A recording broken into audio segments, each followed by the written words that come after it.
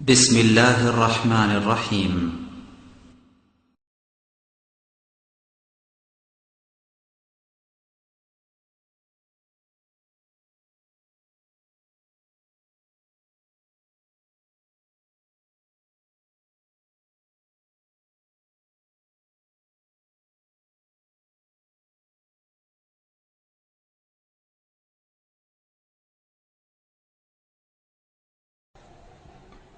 إن الحمد لله نحمده ونستعينه ونستغفره ونعوذ بالله من شرور أنفسنا ومن سيئات أعمالنا من يهده الله فلا مضل له ومن يضلله فلا هادي له وأشهد أن لا إله إلا الله وحده لا شريك له وأشهد أن محمدا عبده ورسوله أما بعد فإن خير الحديث كتاب الله وخير الهدي هدي محمد صلى الله عليه وسلم وشر الأمور محدثاتها وكل محدثة بدعة وكل بدعة ضلالة وكل ضلالة في النار أعوذ بالله من الشيطان الرجيم بسم الله الرحمن الرحيم وما خلقت الجن والإنس إلا ليعبدون وقال سبحانه وتعالى ما آتاكم الرسول فخذوه وما نهاكم عنه فانتهوا أما بعد আমরা প্রথমেই সেই মহান আল্লাহ সুবহানাহু ওয়া তাআলার দরবারে শুকরিয়া জ্ঞাপন করছি, যেই মহান আল্লাহ সুবহানাহু ওয়া তাআলা আমাদেরকে প্রতি জুমার ন্যায় আজকেও জুমার সালাত আদায় করার জন্য তৌফিক দিয়েছেন। সেজন্য আমরা সেই মহান মনিবের দরবারে শুকরিয়া আদায় করছি, আলহামদুলিল্লাহ। দুরূদ এবং সালাম পেশ করছি বিশ্ব মানবতার মুক্তির দিশারি মুহাম্মদুর রাসূলুল্লাহ সাল্লাল্লাহু আলাইহি ওয়াসাল্লামের প্রতি। আজকে আমার খুতবার নির্ধারিত বিষয় হচ্ছে ইবাদত কবুলের শর্ত। কিন্তু শুরুতেই আমি যে কথাটা বলে নিব সেটা হচ্ছে, এই মিম্বরে দাঁড়িয়ে খুতবা দেওয়ার মতো যোগ্যতা আমার নাই। এখানে যে সমস্ত ওলামায়ে কেরাম এসে খুতবা দেন তাদের তুলনায় আমি কিছুই না। আমার পড়ালেখা মাত্র শুরু, এই কেন্দ্রিক গবেষণা করছি, পড়ালেখা করছি। তবে আপনাদের সামনে যে চেষ্টা আমি করি সেটা হলো সঠিক কথাটা আপনাদের সামনে বলার চেষ্টা করি। কোরআন এবং সহিহ সুন্নাহর আলোকে পড়ালেখা করে সঠিক কথাটা বলার চেষ্টা আপনাদের সামনে করি, আলহামদুলিল্লাহ। আর কাউকে অ্যাটাক করে কথা বলার আমার কোনো টার্গেট নাই, যে আমি আপনাকে আমার বক্তব্যের মধ্যে, আমার বক্তব্যের দ্বারা আমি আপনাকে কষ্ট দিব, আপনাকে ছোট করব, এই টার্গেটটা আমার নাই। আমার টার্গেটটা হচ্ছে, আমি যেই কথাগুলো আপনাদের সামনে বলবো সেটা আমার প্রথমে নিজেকে সংশোধন করার জন্যে, তারপরে নিজে আমল করার জন্যে, সেগুলো যেন আমার নিজের মধ্যে আমি বাস্তবায়ন করতে পারি।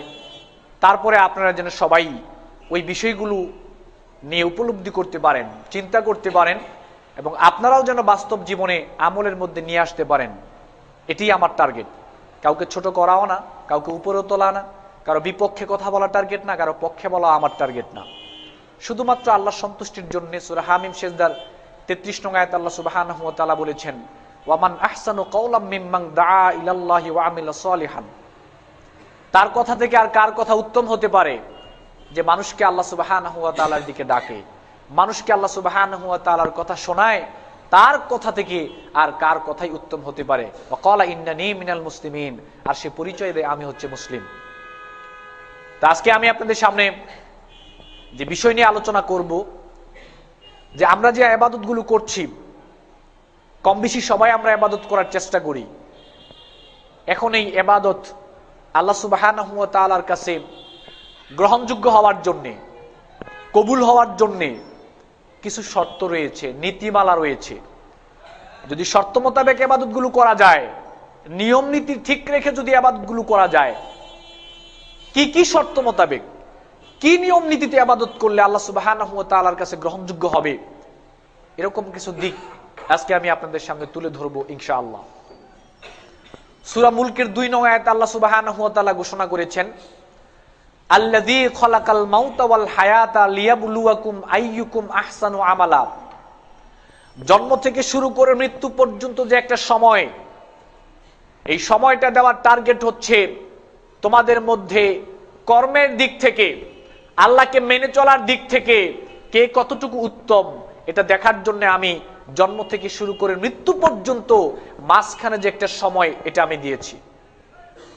সহিহ মুসলিমে এসেছে, রাসূল সাল্লাল্লাহু আলাইহি সাল্লাম বলেছেন, ইন্নাল্লাহা মুস্তাখলিফুকুম ফিহা ফায়ানজুর কাইফা তা'মালুন।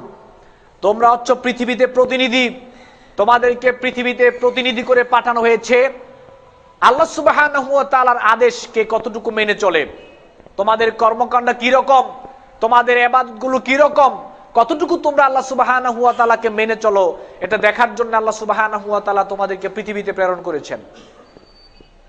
সূরা জারিয়াতের 56 নং আয়াতে আল্লাহ বলেন, ওমা খালাকতুল জিন্না ওয়াল ইনসা ইল্লা লিয়াবুদুন। মানব জাতি এবং জিন জাতি সৃষ্টি করি নাই, সৃষ্টি করেছি একটাই টার্গেট, তারা শুধুমাত্র আমি আল্লাহর ইবাদত করবে, আমি আল্লাহকে মেনে চলবে। এখন প্রশ্ন হচ্ছে, ইবাদত মানে কি? সূরা হাশরের 7 নং আয়াতে আল্লাহ সুবহানাহু ওয়া তাআলা বলেন, মা আতাকুমুর রাসূলু ফাখুযুহু ওয়া মা নাহাকুম আনহু ফান্তাহু। আল্লাহ রাব্বুল আলামিন বলেন, রাসূল তোমাদেরকে যা কিছু করতে বলে তা তোমরা করো, আর যা কিছু ছেড়ে দিতে বলে তা তোমরা ছেড়ে দাও। সহিহ বুখারী মুসলিমে এসেছে, রাসূল সাল্লাল্লাহু আলাইহি ওয়াসাল্লাম বলেছেন, ফাইজা নাহাইতুকুম আন শাইইন ফাজতানিবুহু ওয়া ইজা আমারতুকুম বিআমরিন ফাতু মিনহু মাস্তাতাতুম। আমি তোমাদেরকে যা কিছু করতে বলি, আমি তোমাদেরকে যা কিছু করতে নিষেধ করি, 100% তোমাদেরকে ছেড়ে দিতে হবে। একটু খেয়াল করেন, আল্লাহ রাসূল বলেছেন আমি তোমাদেরকে যা কিছু নিষেধ করেছি 100% ছেড়ে দিতে হবে, করা যাবে না। আর যা কিছু আমি তোমাদেরকে করতে বলেছি সাধ্যমতো করার চেষ্টা করো, এখানে 100% বলেন নাই। যা কিছু করতে বলেছি সাধ্যমতো করার চেষ্টা করো। কেন? সূরা বাকারার 286 নং আয়াতে আল্লাহ সুবহানাহু ওয়া তাআলা বলেছেন, লা ইউকাল্লিফুল্লাহু নাফসান ইল্লা উসআহা। যার যতটুকু সামর্থ্য রয়েছে, সামর্থ্যের বাইরে কাউকেই আল্লাহ সুবহানাহু ওয়া তাআলা কোনো কিছু চাপিয়ে দেন নাই। আপনি দাঁড়িয়ে সালাত আদায় করতে পারবেন, আপনি দাঁড়িয়েই করতে হবে, কিন্তু যে ব্যক্তি দাঁড়িয়ে সালাত আদায় করতে পারবে না, বসে আদায় করবে, তাকে বসেই করতে হবে। এই ক্ষেত্রে বসে করাটাই আল্লাহ রাসূল বলেছেন, তাকে দাঁড়িয়ে করতে হবে না। যতটুকু তোমার সামর্থ্য রয়েছে ততটুকু তুমি আল্লাহ সুবহানাহু ওয়া তাআলাকে মেনে চলার চেষ্টা করবে।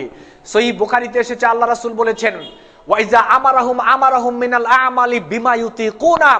আমি এমন কোন আমল তোমাদেরকে করার নির্দেশ দেই নাই যেটা তোমরা করতে পারবে না। যে যতটুকু আমল করতে পারবে আমি তাকে ততটুকুই করার নির্দেশ দেই।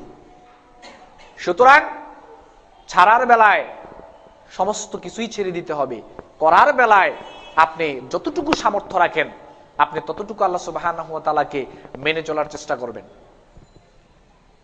ইবাদত মানে হচ্ছে আল্লাহ সুবহানাহু ওয়া তাআলা আপনাকে যা কিছু করতে বলেছেন আপনি সমস্ত কিছু করার চেষ্টা করবেন আপনার সামর্থ্য অনুযায়ী আল্লাহ সুবহানাহু ওয়া তাআলার সন্তুষ্টির জন্য। আর যা কিছু করতে নিষেধ করেছে তা ছেড়ে দিবেন শুধুমাত্র আল্লাহ সুবহানাহু ওয়া তাআলার সন্তুষ্টির জন্য। এর নাম হচ্ছে ইবাদত। যা কিছু করতে বলা হয়েছে তা করবেন আল্লাহর জন্য, যা কিছু ছেড়ে দিতে বলা হয়েছে তা ছেড়ে দিবেন আল্লাহ সুবহানাহু ওয়া তাআলার জন্য। এর নাম হচ্ছে ইবাদত। কিন্তু ইবাদতের দুইটা জিনিস আপনাকে খেয়াল রাখতেই হবে। সহিহ মুসলিমে এসেছে, রাসূল সাল্লাল্লাহু আলাইহি ওয়াসাল্লাম বলেছেন, লা তাহকিরান্না মিনাল মা'রুফি শাইআ ওয়ালাউ আনতালকা আখাকা বিওয়াজহিন তালিক, কোন সৎ কাজকে তুচ্ছ মনে করা যাবে না, কোন ভালো কাজকে তুচ্ছ মনে করা যাবে না। হতে পারে সেটা তোমার আরেক ভাইয়ের সাথে হাসি মুখে কথা বলা, এটাও ইবাদত, এর মধ্যেও সওয়াব রয়েছে, এটাকেও তুচ্ছ মনে করা যাবে না। ভালো কাজের ব্যাপারটা বললাম। আর গুনাহের ব্যাপারটা হচ্ছে মুসনাদে আহমদে এসেছে, আয়েশা রাদিয়াল্লাহু তাআলা আনহা থেকে বর্ণিত, রাসূল সাল্লাল্লাহু আলাইহি সাল্লাম বলেছেন, ইয়া আয়েশা ইয়াকা ওয়া মুহাক্কিরাতিজ যুনুবি ফাইন্নালাহা মিনাল্লাহি তালিবা। হে আয়েশা, ছোট্ট ছোট্ট গুনাহ থেকেও বিরত থাকার চেষ্টা করো, এই ছোট্ট ছোট্ট গুনাহ সম্পর্কে তোমাকে পরকালে জিজ্ঞেস করা হবে। তাহলে ইবাদতের মানে হচ্ছে আল্লাহ আপনাকে যা কিছু করতে বলেছেন, ছোট বড় নাই, যতটুকু আপনার সামর্থ্য রয়েছে আপনি ততটুকু আল্লাহকে মানার চেষ্টা করবেন। আর নিষেধাজ্ঞার ব্যাপারটা হচ্ছে ছোট ছোট গুনাহকে তুচ্ছ মনে করা যাবে না, ছোট ছোট গুনাহ থেকেও বিরত থাকতে হবে, তার নাম হচ্ছে ইবাদত। এখন আমরা যে কম বেশি ইবাদতগুলো করি, এটা আল্লাহর কাছে গ্রহণযোগ্য হওয়ার জন্য কিছু শর্ত রয়েছে। যদি শর্ত মোতাবেক ইবাদতগুলো করা যায় তাহলে আল্লাহর কাছে গ্রহণযোগ্য হবে, আশা করা যায় ইনশাআল্লাহ। আর যদি শর্ত মোতাবেক আপনি ইবাদত না করেন, ইবাদতটা যতই বড় হোক না কেন, ইবাদতটা যতই বড় হোক না কেন, এটা আল্লাহর কাছে গ্রহণযোগ্য হবে না। বুঝতে হবে, আগে শর্ত পরে ইবাদত, আগে শর্ত পরে ইবাদত। আপনি যতই সুন্দর করে তাহাজ্জুদের সালাত আদায় করেন না কেন, যতই সুন্দর করে হজ করেন না কেন, যতই সুন্দর করে সালাত আদায় করেন না কেন, কবুল হবে না যদি শর্তগুলো আপনি পূরণ না করতে পারেন। এক নাম্বার শর্ত, ইবাদত কবুল হওয়ার জন্য এক নাম্বার শর্ত হচ্ছে নির্ভেজাল ঈমান। নির্ভেজাল ঈমান হচ্ছে ইবাদত কবুলের জন্য এক নাম্বার শর্ত। ঈমান মানে, ঈমান শব্দের অর্থ হচ্ছে আন্তরিক বিশ্বাস। রাসূল সাল্লাল্লাহু আলাইহি সাল্লাম আল্লাহ সুবহানাহু ওয়া তাআলার নিকট থেকে যা কিছু নিয়ে এসেছেন তার প্রতি আন্তরিক বিশ্বাস স্থাপন করার নাম হচ্ছে ঈমান। সহিহ মুসলিমে এসেছে, রাসূল সাল্লাল্লাহু আলাইহি সাল্লাম বলেন, আল ঈমান আন তুমিনা বিল্লাহি ওয়া মালাইকাতিহি ওয়া কুতুবিহি ওয়া রুসুলিহি ওয়াল ইয়াউমিল আখির ওয়াল কদরি ওয়া খাইরিহি ওয়া শাররিহি। ঈমান হচ্ছে আল্লাহ সুবহানাহু ওয়া তাআলার প্রতি আন্তরিক বিশ্বাস স্থাপন করা, রাসূলগণের প্রতি বিশ্বাস স্থাপন করা, কিতাব সমূহের প্রতি বিশ্বাস স্থাপন করা, জান্নাত জাহান্নামের প্রতি বিশ্বাস স্থাপন করা, পরকালের প্রতি বিশ্বাস স্থাপন করা, এবং ভাগ্যের তকদিরের প্রতি বিশ্বাস স্থাপন করা, তকদিরের ভালো মন্দের প্রতি বিশ্বাস স্থাপন করা এবং ভালো মন্দকে মেনে নেওয়া, এর নাম হচ্ছে ঈমান। ঈমান হতে হবে আন্তরিক বিশ্বাস। ঈমান আনার পরে পবিত্র কোরআনের কোন বিষয়কে সন্দেহ পোষণ করা যাবে না। ঈমান আনয়ন করার পরে পবিত্র কোরআনের কোন বিষয়ের ব্যাপারে আপত্তি জানানো যাবে না। ঈমান আনয়ন করার পরে পবিত্র কোরআনের কোন বিষয়ের ব্যাপারে আপত্তি করা যাবে না। ঈমান আনয়ন করার পরে পবিত্র কোরআনের কোন বিষয়ের প্রতি সন্দেহ করা যাবে না, তাহলে ঈমান টিকবে না। খেয়াল করেন, সূরা হুজরাতের 15 নং আয়াতে আল্লাহ সুবহানাহু ওয়া তাআলা বলেছেন, ইন্নামাল মুমিনুনা আল্লাযীনা আমানু বিল্লাহি ওয়া রাসূলিহি সুম্মা লাম ইয়ারতাবু। ঈমানদার হচ্ছে তারা, মুমিন হচ্ছে তারা যারা আল্লাহ সুবহানাহু ওয়া তাআলার প্রতি বিশ্বাস স্থাপন করবে, তার রাসূলগণের প্রতি বিশ্বাস স্থাপন করবে, আল্লাহর রাসূলের প্রতি বিশ্বাস স্থাপন করবে, সুম্মা লাম ইয়ারতাবু, অতঃপর এই বিশ্বাস করার পরে কোনো সন্দেহ পোষণ করবে না। সন্দেহ পোষণ করলে ঈমান টিকবে না, আপত্তি জানালে ঈমান টিকবে না। সহিহ মুসলিমে এসেছে, রাসূল সাল্লাল্লাহু আলাইহি সাল্লাম বলেছেন, মান শাহিদা আশহাদু আল্লা ইলাহা ইল্লাল্লাহ ওয়া আন্নী রাসূলুল্লাহ, কোন ব্যক্তি যদি আন্তরিকভাবে এই সাক্ষ্য দেয় যে আল্লাহ সুবহানাহু ওয়া তাআলা ছাড়া সত্যিকার অর্থের কোনো মাবুদ নাই আর মুহাম্মদ সাল্লাল্লাহু আলাইহি সাল্লাম হচ্ছে আল্লাহর রাসূল, এটা যদি কেউ সত্যিকার অর্থে ঘোষণা দেয়, লা ইয়ালকাল্লাহ বিহিমা আবদুন গায়রা শাকিন ফিহিমা, আর তার সাক্ষ্যর মাঝে তার বিশ্বাসের মধ্যে যদি বিন্দু পরিমাণ কোনো সন্দেহ না থাকে, আপত্তি না থাকে, আর এই অবস্থায় যদি সে আল্লাহর সাথে সাক্ষাৎ করে, ফায়ুহজাবু লাহু আনিল জান্নাহ, তার জন্য জান্নাত ওয়াজিব হয়ে যাবে। অপর রিওয়ায়াতে এসেছে, ইল্লা দাখালাল জান্নাহ, সে জান্নাতে যাবে। আপত্তি করা যাবে না, সন্দেহ পোষণ করা যাবে না। সহিহ বুখারীতে এসেছে, রাসূল সাল্লাল্লাহু আলাইহি সাল্লাম বলেছেন, মা মিন আবদিন ইয়াশহাদু আল্লা ইলাহা ইল্লাল্লাহ ওয়া আন্না মুহাম্মাদুর রাসূলুল্লাহ, যে ব্যক্তি এই সাক্ষ্য দিবে আল্লাহ সুবহানাহু ওয়া তাআলা ছাড়া কোনো সত্যিকার অর্থে মাবুদ নাই, মুহাম্মদ সাল্লাল্লাহু আলাইহি সাল্লাম আল্লাহর রাসূল, সিদকান মিন কলবিহি আও নাফসিহি, তার মন থেকে আন্তরিকতার সহিত যদি এই সাক্ষ্য সে দিতে পারে, ইল্লা দাখালাল জান্নাহ, সে জান্নাতে যাবে, সে জান্নাতে যাবে। ইল্লা হারামাহুল্লাহু আলান নার, চিরস্থায়ী যে জাহান্নাম, চিরস্থায়ী যে জাহান্নাম, এটা আল্লাহ রাব্বুল আলামিন তার জন্য হারাম করে দিবে। সত্যিকার অর্থে যদি মন থেকে কোনো ব্যক্তি ঈমানের ঘোষণা দিতে পারে, ঘোষণা দেওয়ার পরে সে কোনো আপত্তি করতে পারবে না, সন্দেহ পোষণ করতে পারবে না, তাহলে তার ঘোষণা টিকবে না। আন্তরিক বিশ্বাস হবে এরকম, সমস্ত কুফরি শক্তি, সমস্ত শিরকি শক্তি, সমস্ত তাগুদি শক্তি অস্বীকার করে, সমস্ত শিরকের শক্তিকে, সমস্ত কুফরি শক্তিকে, সমস্ত তাগুদি শক্তিকে অস্বীকার করে তাদের সাথে সম্পর্ক ছিন্ন করে তারপরে ঈমান আনতে হবে, তারপরে ঈমানের ঘোষণা দিতে হবে। এর আগে ঈমানের ঘোষণা দিলে চলবে না। সূরা বাকারার 256 নং আয়াত, ফামাই ইয়াকফুর বিত-তাগুত ওয়া ইউমিন বিল্লাহ, তাগুদি শক্তি বর্জন করো, শিরকি শক্তি বর্জন করো, কুফরি শক্তি বর্জন করো, তাগুদি শক্তি অস্বীকার করো, শিরকি শক্তির সাথে সম্পর্ক ছিন্ন করো, তাগুদি শক্তির সাথে সম্পর্ক ছিন্ন করো, তারপরে ইউমিন বিল্লাহ, আল্লাহর প্রতি ঈমান আনো। যদি আপনি এরকম হয় তাগুদি শক্তি বর্জন করলেন না, ঈমান আনলেন, ঈমান টিকবে না। কেন? মদের বোতলে যদি মধু রাখতে যান, মদের বোতলে যদি মধু রাখতে যান, তাহলে আগে মদ পরিষ্কার করে ধুয়ে মুছে সাফ করে শুকিয়ে তারপরে সেই বোতলে মধু রাখতে হবে। আপনি যদি ঈমান আনতে যান, আন্তরিক বিশ্বাস পোষণ করতে চান, অন্তর থেকে সমস্ত কুফরি শক্তি, অন্তর থেকে সমস্ত শিরকি শক্তি, অন্তর থেকে সমস্ত তাগুদি শক্তিকে অস্বীকার করে তাদের সাথে সম্পর্ক ছিন্ন করে অন্তরকে পরিষ্কার করে ইউমিন বিল্লাহ, আল্লাহর প্রতি ঈমান আনতে হবে, তাহলেই ঈমান টিকবে। খামাখা ঈমান আনলে লাভ নাই। আমল কবুলের জন্য 1 নম্বর শর্ত হচ্ছে ঈমান। সূরা নাহলের 96 নং আয়াতে আল্লাহ রাব্বুল আলামিন বলেন, মান আমিলা সালিহান মিন যাকারিন আও উনসা ওয়া হুয়া মুমিনুন ফালানুহইয়ান্নাহু হায়াতান তাইয়্যিবা, যে ব্যক্তি আমলে সালেহ করেছে এই অবস্থায় পুরুষ এবং নারীদের মধ্য থেকে যে সে ঈমান এনেছে, আর ঈমান আনার পরে সে আমলে সালেহ করেছে, আল্লাহ রাব্বুল আলামিন বলেন এই দুনিয়ার জীবনে আমি তাকে একটা পবিত্র জীবন দান করব, আর পরকালে আমি আল্লাহ সুবহানাহু ওয়া তাআলা তার আমলের উত্তম প্রতিদান দিব।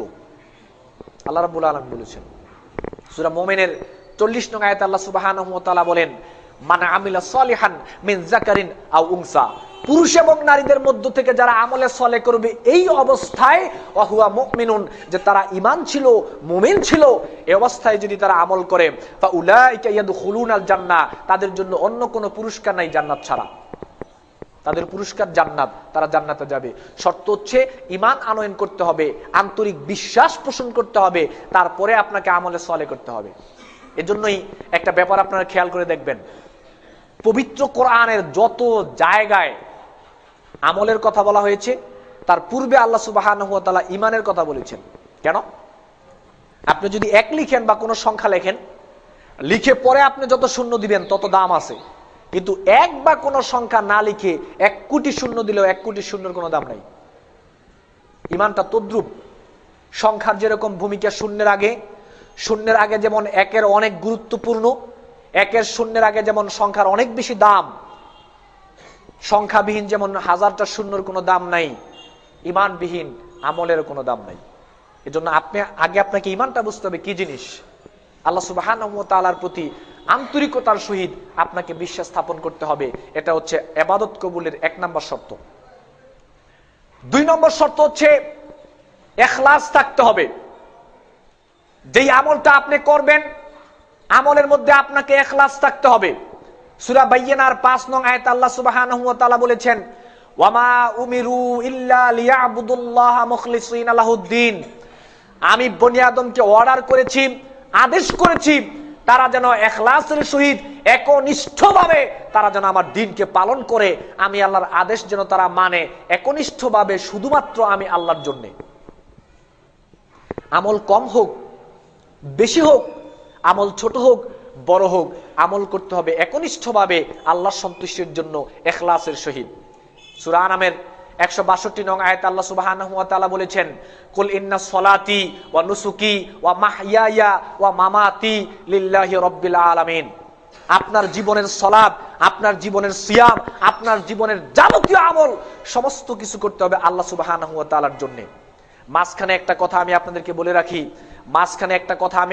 বলে যাই, এই বাংলার জমিনে আজকে আমরা মুসলিমরা বিভিন্ন দলে উপদলে বিভক্ত হয়েছি। কেউ ইসলামের নাম দিয়ে রাজনীতি করছি, কেউ অনিসলাম দিয়ে রাজনীতি করছি, কেউ ইসলামের নাম দিয়ে রাজনীতি করছি, কেউ অনিসলাম দিয়ে রাজনীতি করছি। শুধুমাত্র এতটুকু কথা আপনাদেরকে বলে যাই, আমার গবেষণায় যেটা ধরা পড়েছে, এই বাংলার জমিনে যতগুলো ইসলামিক রাজনীতি রয়েছে, আমি প্রত্যেকটা রাজনৈতিক দলের নেতা এবং প্রত্যেকটা রাজনৈতিক দলের সদস্যদেরকে আমি জিজ্ঞেস করেছিলাম, আপনারা ইসলামের নামে রাজনীতি করেন কেন?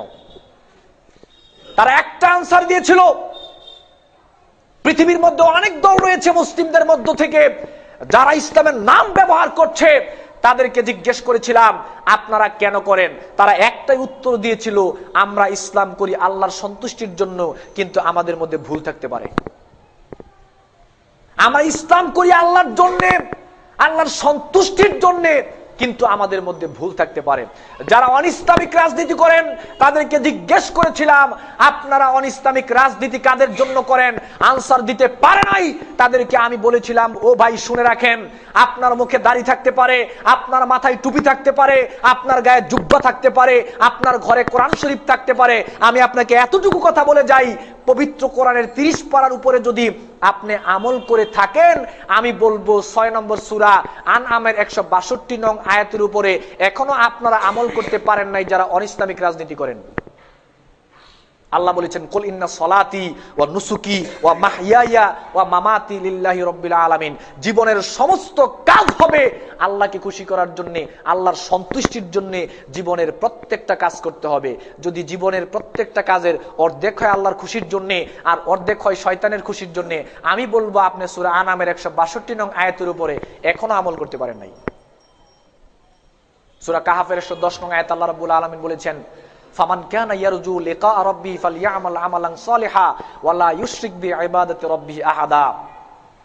সত্যি যদি আল্লাহ সুবহানাহু ওয়া তাআলার সাক্ষাৎ কামনা করেন, সত্যি যদি আল্লাহ সুবহানাহু ওয়া তাআলার সাক্ষাৎ কামনা করেন, আল্লাহ বলেছেন একনিষ্ঠভাবে আল্লাহ সুবহানাহু ওয়া তাআলার জন্য, আল্লাহর খুশির জন্য আমল করে যান। আমলের মধ্যে যেন কোনো শিরিক না থাকে, লুকায়িত রিয়া দুনিয়াবি কোনো স্বার্থে যেন আপনার আমলটা না হয়, আমলটা যেন একান্তই আল্লাহ সুবহানাহু ওয়া তাআলার সন্তুষ্টির জন্য হয়। সূরা বনী ইসরাঈলের 23 নং আয়াতে আল্লাহ সুবহানাহু ওয়া তাআলা বলেছেন, ওয়া কাদা রাব্বুকা আল্লা তা'বুদু ইল্লা ইয়্যাহু। আমি বনি আদমের জন্য নির্দিষ্ট করে দিয়েছি, আমি বনি আদমের জন্য ফরজ করে দিয়েছি, তারা একনিষ্ঠভাবে শুধুমাত্র আমি আল্লাহর গোলামি করবে। একনিষ্ঠভাবে শুধু আমি আল্লাহর গোলামি করবে, শুধু আমি আল্লাহর নিয়ম নীতি মেনে চলবে, শুধু আমি আল্লাহর নিয়ম নীতি মেনে চলবে। শয়তানের নিয়ম নীতি সে মানবে না। অর্ধেক আমি আল্লাহর নিয়ম নীতি মানবে, অর্ধেক শয়তানের নিয়ম নীতি মানবে।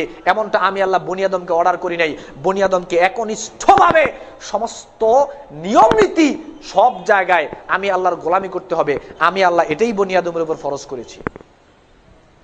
সূরা নিসার 36 নং আয়াতে আল্লাহ সুবহানাহু ওয়া তাআলা বলেছেন, ওয়া'বুদুল্লাহ ওয়া লা তুশরিকু বিহি শাইআ। একনিষ্ঠভাবে আল্লাহর ইবাদত করো, আল্লাহর দাসত্ব করো, আল্লাহর গোলামি করো, আল্লাহর দেয়া নিয়ম নীতি মেনে চলো, সেইখানে কাউকেই শরীক করো না, কাউকেই না। কাউকে দেখানোর জন্য ইবাদত করা যাবে না, দুনিয়ার কোনো মানুষকে খুশি করার জন্য ইবাদত করা যাবে না। ইবাদত করতে হবে শুধুমাত্র আল্লাহ সুবহানাহু ওয়া তাআলার সন্তুষ্টির জন্য, আল্লাহকে খুশি করার জন্য। মুসনাদে আহমদে এসেছে, রাসূল সাল্লাল্লাহু আলাইহি সাল্লাম বলেছেন, মান সাল্লা ইউরাই ফাকাদ আশরাকা ওয়া মান সামা ইউরাই ফাকাদ আশরাকা ওয়া মান তাসাদদাকা ইউরাই ফাকাদ আশরাকা। যে ব্যক্তি সালাত আদায় করলো মানুষকে দেখানোর জন্য, সে শিরিক করলো। যে ব্যক্তি সিয়াম পালন করলো মানুষকে দেখানোর জন্য, শিরিক করলো। যে ব্যক্তি যাকাত দিল মানুষকে দেখানোর জন্য, শিরিক করলো। যে ব্যক্তি তার দুনিয়াতে যত আমল রয়েছে, যে কোনো আমল সে মানুষকে দেখানোর জন্য করুক না কেন, সে ব্যক্তি শিরকে লিপ্ত হয়ে গেল। তাহলে বোঝা যায় আমলটা একসময় শিরকে রূপান্তরিত হয়ে যায়, ভালো কাজ একসময় শিরকে রূপান্তরিত হয়ে যায়, যদি সেই ভালো কাজটা আল্লাহর সন্তুষ্টির জন্য না হয়। সহিহ বুখারীতে এসেছে, রাসূল সাল্লাল্লাহু আলাইহি সাল্লাম বলেছেন, ইয়াকশিফু রাব্বুনা আন সাকিহি, আল্লাহর পা সেদিন বিছিয়ে দিবেন, ফায়াসজুদু লাহু কুল্লু মুমিনিন ওয়া মুমিনাতিন, প্রত্যেকটা মুমিন নর নারী সেদিন আল্লাহ সুবহানাহু ওয়া তাআলাকে সিজদা করবে। ফায়াবকা ওয়াহিদিন কুল্লু মান কানা ইয়াসজুদু ফিদ দুনিয়া রিয়ান ওয়া সুমআতান, সবাই সিজদা করবে মুমিন নর নারী, কিন্তু সেদিন আল্লাহকে সিজদা করতে পারবে না তারা, সেদিন আল্লাহকে সিজদা করতে পারবে না তারা যারা দুনিয়ার ক্ষমতার লোভে, দুনিয়ায় নেতৃত্বের লোভে, দুনিয়া পাওয়ার লোভে, মানুষকে দেখানোর জন্য যারা সলাতের বেশ ধরেছিল, মানুষকে খুশি করার জন্য, ভোট কালেকশন করার জন্য যারা সলাতের বেশ ধরেছিল, যারা সলাতের সাথে তামাশা করেছিল মানুষকে দেখানোর জন্য, তারা সেদিন সিজদা করতে পারবে না, পারবে না তারা। ফায়াসজুদু লিয়াযহাবু, যখন তারা সিজদা করতে যাবে, ফায়াউদু যাহরু তাবাকান ওয়াহিদান, তাদের পিঠ একেবারে কাঠের মতো সোজা হয়ে দাঁড়িয়ে যাবে, তারা সেদিন সিজদা করতে পারবে না, ধরা খেয়ে যাবে তারা সেদিন দুনিয়ায় কেন নামাজ পড়েছিল। সালাত কি আল্লাহর জন্য পড়েছিল না দুনিয়াবি স্বার্থে সালাত আদায় করেছিল? পরকালে ধরা খেয়ে যাবে। এই সালাত কোনো কাজেই আসবে না। যে কোনো কাজ, দান সদকা, যে কোনো কাজ, সমস্ত কাজ করতে হবে আল্লাহ সুবহানাহু ওয়া তাআলাকে খুশি করার জন্য, আল্লাহর সন্তুষ্টির জন্য। পৃথিবীকে রেখে, পৃথিবীর স্বার্থে, দুনিয়ার লোভে কোনো আমল করা যাবে না। ইবাদত কবুলের জন্য 2 নম্বর শর্ত হচ্ছে ইখলাস থাকতে হবে। আল্লাহর সন্তুষ্টির জন্য আমল করতে হবে। আমলটা কম হোক, ছোট হোক, বড় হোক, যাই হোক না কেন, ছোট্ট একটা আমল হলেও আপনি আল্লাহর খুশির জন্য করার চেষ্টা করবেন। ইবাদত কবুলের জন্য 3 নম্বর শর্ত হচ্ছে রাসূলের ইত্তেবা করা, রাসূলের তরিকায় ইবাদত করা। একটা ব্যাপার খেয়াল রাখেন, একটা হচ্ছে নব উদ্ভাবিত আমল, যেই আমলটা রাসূল সাল্লাল্লাহু আলাইহি ওয়াসাল্লাম করেন নাই, এটা একটা। আরেকটা হচ্ছে রাসূল করেছেন, আমলটা পূর্বে পাওয়া গিয়েছে কিন্তু রাসূলের পদ্ধতিতে করেন নাই। যেমন সালাতের ব্যাপারটা ধরে নিলাম, সালাতটা রাসূলের জীবনে পাওয়া গিয়েছে, তাই বলি কি আপনি সালাত পড়া শুরু করবেন?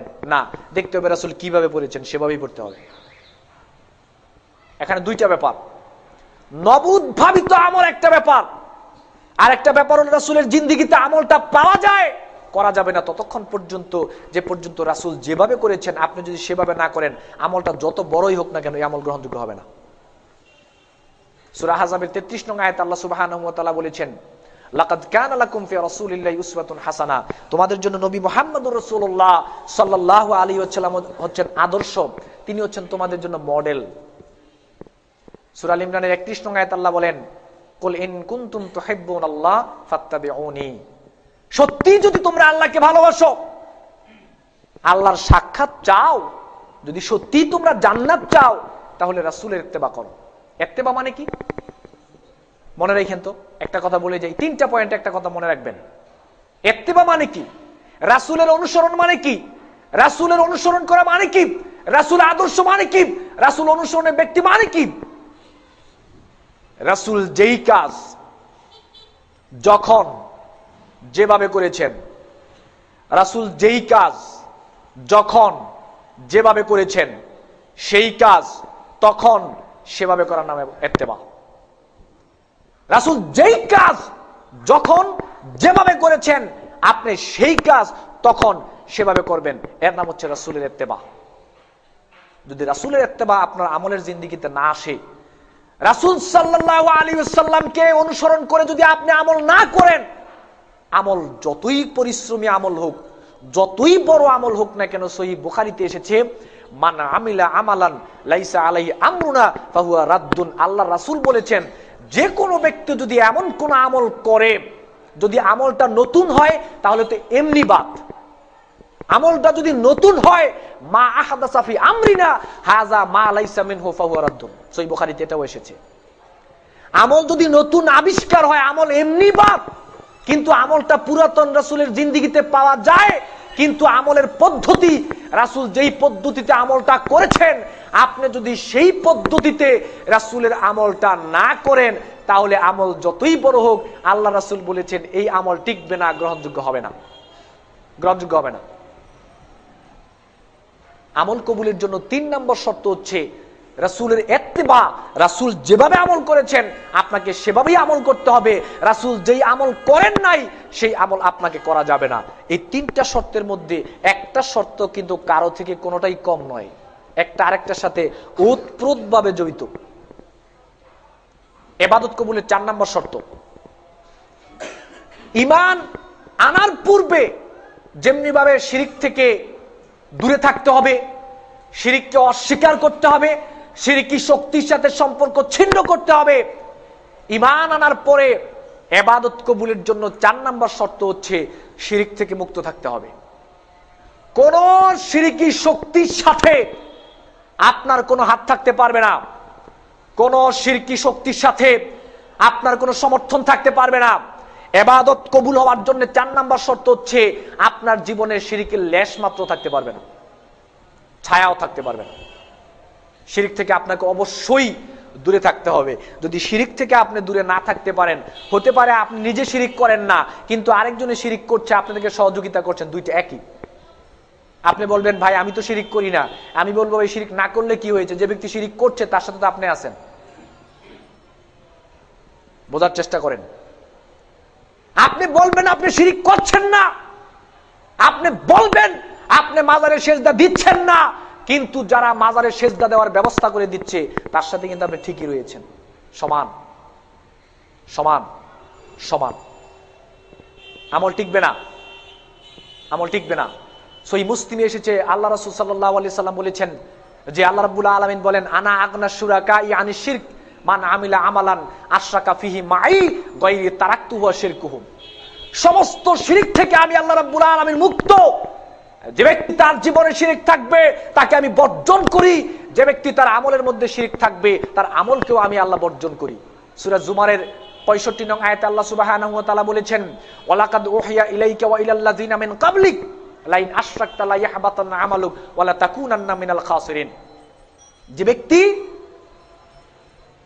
আল্লাহ সুবহানাহু ওয়া তাআলা বলেন হে রাসূল আমি আপনার নিকট ওহী প্রেরণ করেছি এই মর্মে, ইতিপূর্বেও যারা এসেছিল তাদের নিকট আমি এই মর্মে ওহী প্রেরণ করেছি, যারা তাদের জীবনে শিরক থাকবে তাদের সমস্ত আমলগুলোকে বরবাদ করে দেওয়া হবে।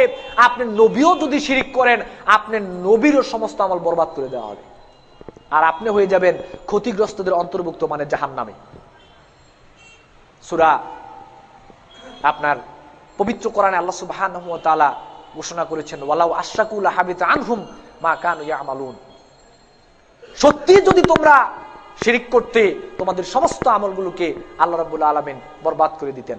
সূরা ফুরকানের 23 নং আয়াতে আল্লাহ সুবহানাহু ওয়া তাআলা বলেন ওয়াকাদিমনা ইলা মা আমিলু মিন আমালিন ফাজআলনাহু হাবাআম মানসুরা। ধুলার কণা যেমনি ভাবে বাতাসে উড়ে যায়, আপনার সমস্ত আমলগুলোকে আল্লাহ রাব্বুল আলামিন এমনি উড়িয়ে দিবেন, কোনো দামই থাকবে না আপনার আমলের, যদি আপনার জীবনে শিরক থাকে। এজন্য রাসূল সাল্লাল্লাহু আলাইহি সাল্লাম বলেন যে হাদিসে কুদসির মধ্যে আসছে আল্লাহ বলেন ইয়া ইবনা আদম ইন্নাকা লাউ আতাইতানি বিকরাবিল আরদি খাতায়া সুম্মা লাকিতানি লা তুশরিকু বিল্লাহি শাইআ লা আতাইতুকা বিকরাবিহা মাগফিরা। হে বনি আদম, তুমি যদি আমার নিকট পাহাড় পরিমাণ গুনাহ নিয়ে আসো, আমি পাহাড় পরিমাণ ক্ষমা নিয়ে যাব যদি সেখানে শিরক না দেখি, পাহাড় পরিমাণ ক্ষমা নিয়ে যাব যদি শিরক না দেখি। আর যদি পাহাড় পরিমাণ আমল নিয়ে আসো, সেখানে যদি শিরক মিশ্রিত আমল দেখি, ধুলার কণা নিয়ে আল্লাহ আপনার আমল উড়িয়ে দিবে, আমল সেদিন টিকবে না, আমল সেদিন টিকবে না।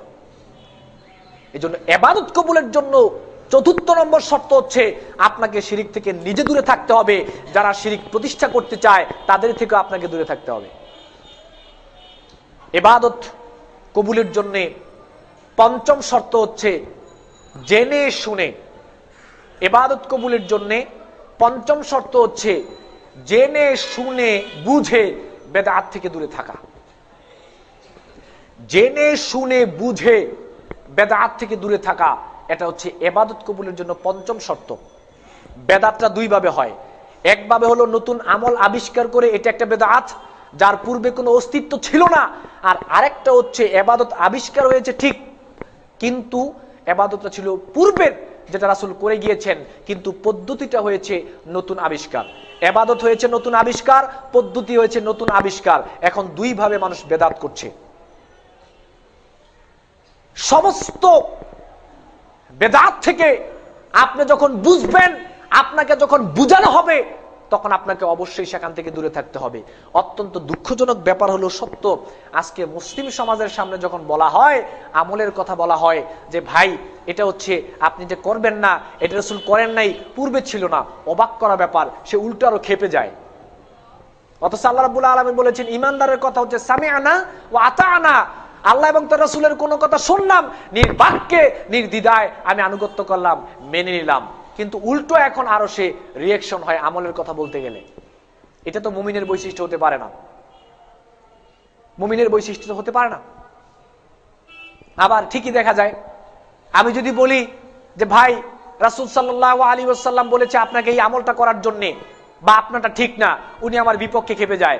কিন্তু আমি যদি বলি ভাই আপনার অমুক ইমাম সাহেব, আপনার অমুক হুজুর সাহেব, আপনার অমুক পীর সাহেব, আপনার বুজুর্গ সাহেব এই আমলটার কথা বলেছেন, নির্দ্বিধায় সে আমলটা মেনে নেয়। নাউযুবিল্লাহি মিন যালিক। মুসলিম সমাজের চিত্র, রাসূল সাল্লাল্লাহু আলাইহি ওয়াসাল্লামের দোহাই দিয়ে আমল শিখাইলাম, সে মানলো না, কিন্তু অন্য একজন ব্যক্তির আমল দিয়ে আমি শিখাইলাম, নির্দ্বিধায় সে বাক্য মেনে নিল। এটা কি ইমানদারের বৈশিষ্ট্য নাকি? আশ্চর্য ব্যাপার। এটা কিরকম ইমানদারের বৈশিষ্ট্য হতে পারে? বেদাত থেকে আপনাকে দূরে থাকতেই হবে। এমনকি জেনে শুনে কোন বেদাতি ব্যক্তিকে সম্মানও করা যাবে না। বেদাত থেকে আপনি যেমনি ভাবে দূরে থাকবেন, এটা যেমন আপনার দায়িত্ব, জেনে শুনে কোন বেদাতি ব্যক্তিকে সম্মান করা যাবে না, এটাও আপনার দায়িত্ব। মুসনাদে আহমদে এসেছে, রাসূল সাল্লাল্লাহু আলাইহি সাল্লাম বলেছেন, অথবা বাইহাকিতে এসেছে সম্ভবত, মান ওয়াক্কারা লি সাহিবি বিদআতান ফাকাদ আনা আলা হাদামিল ইসলাম। জেনে শুনে যদি কোনো ব্যক্তি কোনো বেদাতি ব্যক্তিকে সম্মান করলো, যে ব্যক্তি সম্মান করলো সে যেন ইসলামকে ধ্বংস করে দিল। যে বেদাতি সে ধ্বংস করে নাই, যে ব্যক্তি সম্মান করলো সে যেন ইসলামকে ধ্বংস করে দিল। বেদাত থেকে যেমনি দূরে থাকবেন, বেদাতি ব্যক্তিদেরকে সম্মান করা থেকেও দূরে থাকবেন। তার মানে কি অপমান করবেন না? অপমান করবেন না, অতিরঞ্জন কোনো কিছুই করা যাবে না। বেদাত থেকে অবশ্যই রাসূল সাল্লাল্লাহু আলাইহি সাল্লাম বলেছেন, সহিহ মুসলিমে এসেছে, ইয়াকুনু ফি আখিরিজ জামানি দাজ্জালুনা কাযাবুন। শেষ জামানায় এমন কিছু মিথ্যুক আবিষ্কার হবে, ইয়াতুনাকুম মিনাল আহাদিস মা লাম তাসমাউ আনতুম ওয়ালা আবাউকুম ফাইয়াকুম ওয়া ইয়্যাহুম লা ইউদিল্লুনাকুম ওয়া লা ইফতিনুনাকুম। এমন মিথ্যুক শেষ জামানায় আবিষ্কার হবে, তারা এমন হাদিস বর্ণনা করবে ধর্মের নামে, আল্লাহ রাসূল বলেছেন যেই হাদিস তোমরা শোনো নাই, যেই হাদিস তোমাদের পিতামাতারাও শুনে নাই, তোমাদের বাপ দাদারাও শুনে নাই, এমন নতুন হাদিস তারা বর্ণনা করবে, নিজ থেকে বানিয়ে তারা ধর্মের নামে চালিয়ে দিবে। হাদিস মুসলিম শরীফের।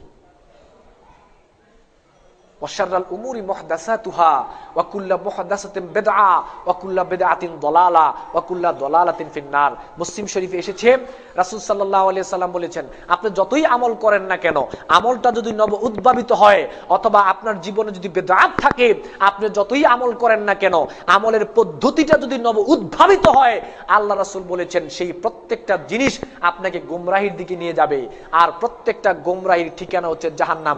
আপনি যতই আমল করেন, যতই আপনি আমল করেন, গোমরাহির ঠিকানা জাহান্নাম। এই নব উদ্ভাবিত আমল এবং নব উদ্ভাবিত আমলের পদ্ধতি আপনাকে জাহান্নামে নিয়েই ছাড়বে। নব উদ্ভাবিত আমল, নব উদ্ভাবিত আমলের পদ্ধতি আপনাকে জাহান্নামে নিয়েই ছাড়বে। মুসনাদে আহমদ এসেছে, রাসূল সাল্লাল্লাহু আলাইহি সাল্লাম বলেছেন, লা ইয়াকবালুল্লাহু লাহু লিসাহিবি বিদআতান সাওমান ওয়ালা সালাতান ওয়ালা হাজ্জান ওয়ালা আদলান।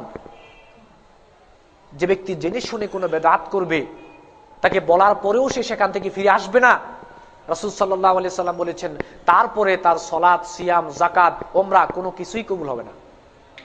বুঝানোর পরেও যদি সেখান থেকে সে ফিরে না আসে, জেনে শুনে যদি সে বেদাতকেই বেছে নেয়, সুন্নত পরিত্যাগ করে, আল্লাহ রাসূল বলেছেন তার আমল গ্রহণযোগ্য হবে না।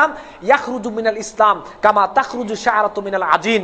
আটের খামির থেকে যেমনি ভাবে চুল আস্তে করে বেরিয়ে যায়, সে ইসলাম থেকে এমন আস্তে করে বেরিয়ে যাবে, সে টেরই পাবে না। এই গোমরাহি থেকে এমন ভাবে ইসলাম থেকে বের করে নিয়ে যাবে। শুধু কি তাই এখানেই সীমাবদ্ধ? ইসলাম থেকে বের হয়ে সীমাবদ্ধ নয়, পরকালের অবস্থাটা এরকম হবে। সহিহ মুসলিমে এসেছে, রাসূল সাল্লাল্লাহু আলাইহি ওয়াসাল্লাম বলেছেন, ইন্নী ফারাতুকুম আলাল হাউদ মান মাররা আলাইয়া শারিবা ওয়া মান শারিবা লাম ইয়াজমু আবাদান লা ইয়ারিদান্না আলাইয়া আকওয়ামুন আরিফুম ওয়া ইয়ারিফুনি সুম্মা ইউহালু বাইনি ওয়া বাইনাহুম। হাউজে কাউসারের নিকট আল্লাহ রাসূল দাঁড়িয়ে থাকবেন, একদল যাবে, তাদেরকে পানি পান করানো হবে, তারা চলে যাওয়ার পর আরেক দল যাবে, উপর থেকে একটা পর্দা চলে আসবে তাদের মাঝখানে এবং রাসূলের মাঝখানে। আল্লাহ রাসূল বলবে ইয়া রব ইন্নাহু মিন্নি, সে তো আমার উম্মত, সে তো আমার উম্মত ছিল। তাহলে এরকম হলো কেন? আল্লাহ রাব্বুল আলামিন বলবেন ইন্নাকা লা তাদরি মা আহাদাসু বাদাকা, আপনি জানেন না আপনি চলে আসার পরে ধর্মের নামে সে এমন নব উদ্ভাবিত বিষয় আবিষ্কার করেছিল, আপনি চলে আসার পরে ইবাদতের পদ্ধতিতে এমন নব উদ্ভাবিত ইবাদতের পদ্ধতি আবিষ্কার করেছিল রাসূল, আপনি জানেন না আপনার শরীয়তকে সারা চেঞ্জ করে ফেলেছে, আপনার শরীয়ত পুরো উল্টো করে ফেলেছে তারা।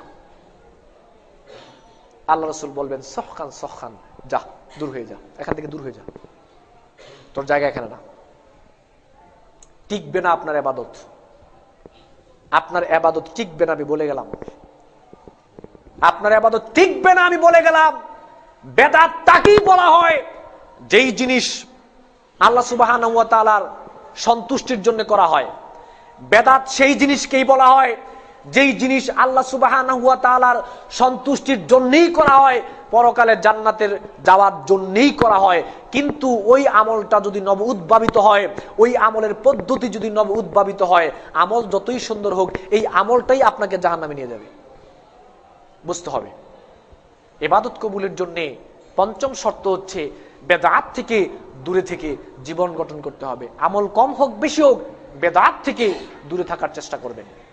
সর্বশেষ ইবাদত কবুলের জন্য যেই শর্ত, হালাল উপার্জন।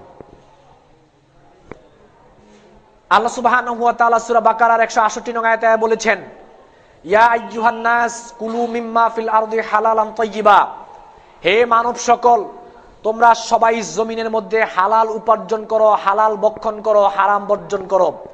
ওয়ালা তাত্তাবিউ খুতুওয়াতিশ শাইতান, হারামটা হচ্ছে শয়তানের কাজ, সুতরাং শয়তানের কাজ অনুসরণ করবে না। ইন্নাহু লাকুম আদুউম মুবিন, নিশ্চয়ই সে তোমাদের প্রকাশ্য শত্রু। হালাল হচ্ছে আল্লাহ সুবহানাহু ওয়া তাআলার অর্ডার, আর হারাম হচ্ছে শয়তানের কাজ, হারামকে বর্জন করতেই হবে। সূরা বাকারার 172 নং আয়াতে আল্লাহ রাব্বুল আলামিন বলেছেন ইয়া আইয়ুহাল্লাযীনা আমানু কুলু মিনাত তাইয়্যিবাতি মা রাযাকনাকুম, হে ঈমানদার সমাজ, আল্লাহ সুবহানাহু ওয়া তাআলা তোমাদেরকে যে হালাল রুজি দিয়েছেন, হে ঈমানদার সমাজ, আল্লাহ সুবহানাহু ওয়া তাআলা তোমাদেরকে যে হালাল রুজি দিয়েছেন, সেই হালাল রুজি ভক্ষণ করো, যদি সেটা কম হয়, যদি সেটা কম হয় তারপরেও হালাল রুজি ভক্ষণ করো। আর হারাম যদি অনেক বেশি হয় তাহলে সেই হারামকে বর্জন করো। এখন একটু খেয়াল করেন, আপনার জীবনে ঈমান রয়েছে, সবচেয়ে গুরুত্বপূর্ণ যে ব্যাপার বলছি, আপনার জীবনে ঈমান রয়েছে, আপনার জীবনে ইখলাস রয়েছে, আপনার জীবনে রাসূলের ইত্তেবা রয়েছে, আপনার জীবনে শিরক থেকে মুক্ত রয়েছে, আপনার জীবনে বেদাত থেকে মুক্ত রয়েছে। চলুন দেখিন সর্বশেষ কারণটা আপনাকে কি বলে। আপনি 2 রাকাত সালাতে দাঁড়ালেন, বুঝেন, সবাইকে আমি বলছি অত্যন্ত গুরুত্বপূর্ণ একটি ব্যাপার। আপনি 2 রাকাত সালাতে দাঁড়ালেন, 2 রাকাত সালাতে দাঁড়ানোর আগে আপনার ঈমান ছিল, 2 রাকাত সালাতে দাঁড়ানোর আগে আপনার ইখলাস ছিল, 2 রাকাত সালাতের মধ্যে আপনার রাসূলের ইত্তেবা ছিল, 2 রাকাত সালাতের মধ্যে আপনার কোনো শিরক ছিল না, শিরক আগে থেকে আপনি মুক্ত ছিলেন, 2 রাকাত সালাত আদায়ের সময় আপনার জীবনে আপনি কোনো বেদাত ছিলেন না। 5টা শর্ত আপনার মধ্যে পাওয়া গেল। 2 রাকাত সালাতে দাঁড়ালেন এমন অবস্থায় আপনার ইনকাম হারাম। চলুন দেখি 2 রাকাত সালাতের কি অবস্থা। 5টা শর্ত পাওয়া গেছে আপনার মধ্যে। আপনার ঈমান ছিল, আপনার ইখলাস ছিল, রাসূলের ইত্তেবা ছিল, আপনি শিরক থেকে মুক্ত ছিলেন, জীবনও বেদাত করেন নাই, 2 রাকাত সালাতে দাঁড়ালেন। চলুন তো দেখি আপনার 2 রাকাত সালাতের অবস্থাটা কি। আমি বলি না আপনার সালাত কবুল হবে না, আমি বলছি না আপনার সালাত কবুল হবে না, এরকম রিস্ক আমি নিতে পারবো না। তবে চলুন তো দেখি আপনার 2 রাকাত সালাত কতটুকু উপকারে আসবে আপনার। রাসূল সাল্লাল্লাহু আলাইহি ওয়াসাল্লাম বলেছেন, সহিহ মুসলিমে এসেছে, ইন্নাল্লাহা তাইয়্যিবুন লা ইয়াকবালু ইল্লা তাইয়্যিবান, আল্লাহ নিজে পবিত্র, অপবিত্র কোনো কিছুই আল্লাহ সুবহানাহু ওয়া তাআলা কবুল করেন না। একথা বলে আল্লাহ নবী বললেন ওয়া যাকারা রাজুলা, নবী একটা লোকের কথা উল্লেখ করলেন, আশআসা ওয়া আকবারা, সে একটা সফরে ছিল দীর্ঘ সময়, তার শরীরে ময়লা, চেহারার মধ্যে সফরের ভাব, চিন্তিত ভাব, সে রাস্তায় চলছে দূরপাল্লার যাত্রা, সেখানে সে বিপদে পড়ে ইয়ামুদ্দু ইয়াদাহু, সে আল্লাহ রাব্বুল আলামিনের দিকে হাত তুলে বলল, ইয়া রব, বিপদে পড়েছে বেচারা, সে আল্লাহকে ডাকছে। আল্লাহ রাসূল বললেন, ওয়া মাতআমু হারামুন ওয়া মালবাসু হারামুন ওয়া মাশরাবু হারামুন ওয়া গুযিয়া বিল হারাম। এমন অবস্থায় সে আকাশের দিকে আল্লাহ রাব্বুল আলামিনকে ডাকছে বিপদে পড়ে, অথচ তার খাদ্য হারাম, অথচ তার পোশাক হারাম, অথচ তার সমস্ত শরীর গঠিত হয়েছে হারাম দিয়ে। ফান্না ইউস্তাজিবু লিযালিক, তার দোয়াটা আল্লাহ কিভাবে কবুল করবেন? তার দোয়াটা আল্লাহ কিভাবে কবুল করবেন? তার সমস্ত কিছু গঠিত হয়েছে হারাম দিয়ে, তার দোয়াটা আল্লাহ কিভাবে কবুল করবেন? মুসনাদে আহমদে এসেছে, রাসূল সাল্লাল্লাহু আলাইহি ওয়াসাল্লাম বলেছেন, মানিশতারা সাওবান বিআশারাতি দারাহিমা ওয়া ফিহি দিরহামুন হারামুন লাম ইয়াকবালুল্লাহু লাহু সালাতান মা দামা আলাইহিম। যে ব্যক্তি 2 রাকাত সালাতে দাঁড়ালো নামাজ পড়ার জন্য, তার গায়ের জামা, আল্লাহ রাসূল বলেছেন, তার গায়ের যে জামা রয়েছে, এই জামার মধ্যে যদি 10 দিরহাম, এই জামার মধ্যে যদি 10 দিরহাম হারাম থাকে, আর এই জামা পরে যদি সে সালাত আদায় করে, তার সালাত ততক্ষণ কবুল হবে না যে পর্যন্ত না সে তার গা থেকে জামাটা খুলে ফেলবে। ততক্ষণ কবুল হবে না যে পর্যন্ত না তার গা থেকে জামাটা খুলে ফেলবে। জামার মধ্যে 10 দিরহাম হারাম থাকলে যদি সালাত কবুল না হয়, গোটা শরীর যদি হারাম দ্বারা গঠিত হয়, তার সালাতের অবস্থাটাকে একটু চিন্তা করে দেখা দরকার। আমি বলি না সালাত কবুল হবে না, আমি বলছি না যে আপনার সালাত কবুল হবে না, আমি আপনাকে বলছি না আপনার সালাত কবুল হবে না। মুসনাদে আহমদে এসেছে, বাইহাকিতে এসেছে, রাসূল সাল্লাল্লাহু আলাইহি সাল্লাম বলেছেন, লা ইয়াদখুলুল জান্নাতা লাহমুন নাবাতা মিনাস সুহতি ওয়া কুল্লু লাহমিন নাবাতা মিনাস সুহতি ওয়া কানাত তিনার আওলা বিহি। ওই শরীর জান্নাতে যাবে না, ওই শরীর জান্নাতে যাওয়ার উপযুক্ত নয়, ওই শরীর জান্নাতে যাওয়ার উপযুক্ত নয়, ওই শরীর জাহান্নামে যাওয়ার উপযুক্ত। যেই শরীর গঠিত হয়েছে হারাম টাকা দ্বারা, যেই শরীর গঠিত হয়েছে হারাম টাকা দ্বারা, সেই শরীর জান্নাতে যাওয়ার উপযুক্ত নয়, সেই শরীর জাহান্নামে যাওয়ার উপযুক্ত।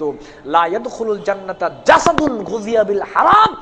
যেই শরীর হারাম টাকা দিয়ে বড় হয়েছে, যেই শরীর হারাম টাকা দিয়ে বড় হয়েছে, যেই শরীর হারাম টাকা দিয়ে বড় হয়েছে, সেই শরীর জান্নাতে যাবে না,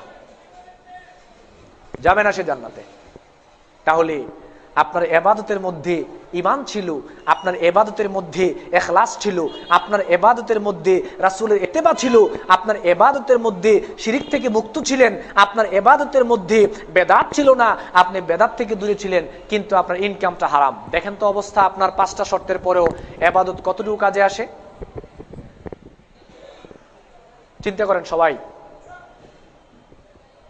সবাই একটু ভাবেন। 5টা শর্ত আপনার ইবাদতের মধ্যে পাওয়া গিয়েছে, কিন্তু একটা গ্যাপ আপনার রয়েছে, যে গ্যাপটার কারণে আপনার ইবাদত বরবাদ হয়ে যাবে।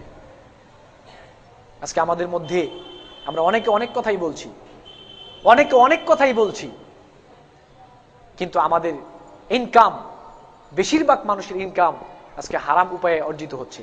বেশিরভাগ মানুষের ইনকামটা চলে গেছে আজকে হারামের পন্থায়।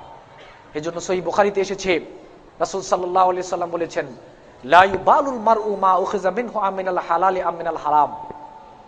কিয়ামতের পূর্বে অবস্থা, ইয়াতি আলান নাসি জামানুন, এমন জামান আসবে, কিয়ামতের পূর্বে এমন সময় আসবে, তার ইনকামটা হালাল না হারাম সে চিন্তাই করবে না, তার ইনকামটা হালাল না হারাম সে চিন্তাই করবে না। আজকেই আপনি সিদ্ধান্ত নেন, আপনার শরীরে, আপনার জীবনে যদি অবৈধ উপার্জন থেকে থাকে, আপনার জীবনে যদি অবৈধভাবে আপনি টাকা উপার্জন করে থাকেন, হারাম পন্থায় উপার্জন করে থাকেন, আজকেই আপনি আল্লাহর কাছে ইস্তেগফার করেন, তওবা করেন। আপনি যদি এই হারাম নিয়ে ইবাদত করেন, আমি জানি না আপনার ইবাদত কতটুকু উপকারে আসবে। আল্লাহ নবী বলেছেন, আল্লাহ নবী বলেছেন, আল্লাহ নবী বলেছেন হারাম শরীর জান্নাতে যাবে না। তাহলে আপনি কিসের জন্য ইবাদত করছেন? কোথায় যাওয়ার জন্য ইবাদত করছেন? চিন্তার বিষয়। আজকেই তওবা ইস্তেগফার করে আপনি হালাল ভাবে টাকা উপার্জন করার জন্য চেষ্টা করেন, বৈধ পন্থায় কম হোক উপার্জন করার চেষ্টা করেন, তা না হলে কিন্তু পরকালে ক্ষতিগ্রস্তদের অন্তর্ভুক্ত হয়ে যেতে হবে। সম্মানিত উপস্থিতি, ইবাদত কবুলের যে শর্তটা রয়েছে, সমস্ত ওলামায়ে কেরাম আমি দেখেছি ওনারা দুইটা বিষয় নিয়ে কথা বলেছেন, ইখলাস আর রাসূলের ইত্তেবা। ওই দুইটার ভিতরেই আমার 6টা রয়েছে। আমি 6টা এমন ভেঙে বলেছি এই কারণে যাতে করে আপনাদের বুঝে আসে। 6টা কারণ আমি এজন্য বলেছি যাতে করে আপনারা সবাই বুঝতে পারেন। আসুন আমরা সবাই চেষ্টা করি আমাদের জীবনে আমরা এতটুকু তো আল্লাহকে মানতে পারি না, সবার কথাই বলছি, আমি না সবার কথাই বলছি, আল্লাহকে তো ততটুকু মানতে পারি না। তারপরেও যতটুকু মানি এতটুকু যদি পরকালে কাজে না আসে, তারপরেও যতটুকু মানি এতটুকু যদি পরকালে কাজে না আসে, তাহলে কি নিয়ে আল্লাহর সাথে সাক্ষাৎ করবেন? কি নিয়ে আল্লাহর সাথে সাক্ষাৎ করবেন? কিসের আশায় আপনি পরকালে জান্নাত চাইবেন? যতটুকু করি ততটুকু যদি পরকালে না টিকে। উদাত্ত আহ্বান সবার প্রতি জানাচ্ছি, সবার প্রতি উদাত্ত আহ্বান জানাচ্ছি, আসুন আমরা সবাই চেষ্টা করি আমাদের ইবাদতগুলো কম হোক বেশি হোক, আমরা যেন যেই শর্ত মোতাবেক ইবাদত করলে গ্রহণযোগ্য হবে, কবুল হবে, ওইভাবে যেভাবে ইবাদত করলে আল্লাহর কাছে গ্রহণযোগ্য হবে, কবুল হবে, ওইভাবে আমাদের সবাইকে ইবাদত করার তৌফিক দান করুন। আমরা বলি আমিন। আলহামদুলিল্লাহ।